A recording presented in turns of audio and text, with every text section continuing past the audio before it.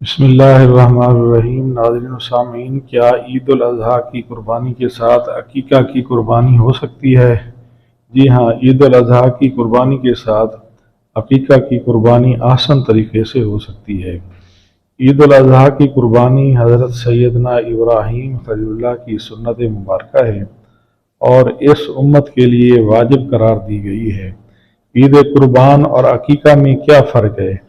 عید قربان پر جو قربانی دیتے ہیں وہ قربانی واجب کا درجہ رکھتی ہے، اور جو عقیقہ کی ہم قربانی اور صدقہ دیتے ہیں وہ سنت کا درجہ رکھتی ہے۔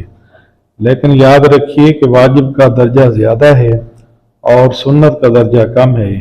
سب سے پہلے ہم اپنی عید قربان پر اپنی جو واجب قربانی ہے اس کا حصہ رکھیں گے، اور اس کے بعد عقیقے کا حصہ اپنے بچوں کے لیے رکھ سکتے ہیں۔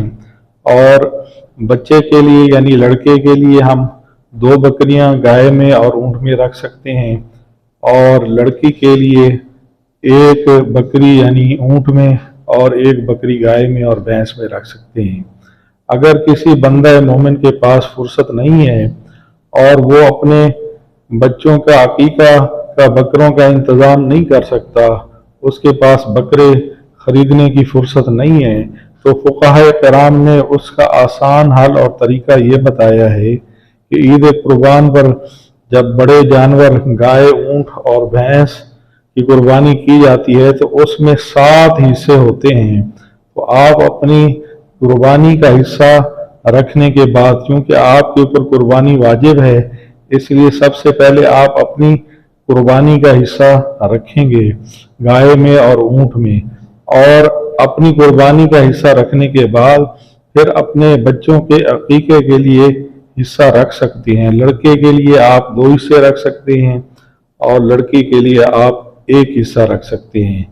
بھینس پر گائے کو فضیلت دی گئی ہے اور گائے پر اونٹ کو فضیلت حاصل ہے۔ کوشش کریں کہ اونٹ میں حصہ ڈالیں کہ اس کا ثواب سب سے زیادہ ہے۔ اگر اونٹ میں حصہ نہ ملے تو پھر گائے افضل ترین ہے، اس کا ثواب اونٹ سے کم ہے، اور اگر گائے بھی اس میں بھی حصہ نہ ملے تو پھر بھینس میں حصہ ڈالیں۔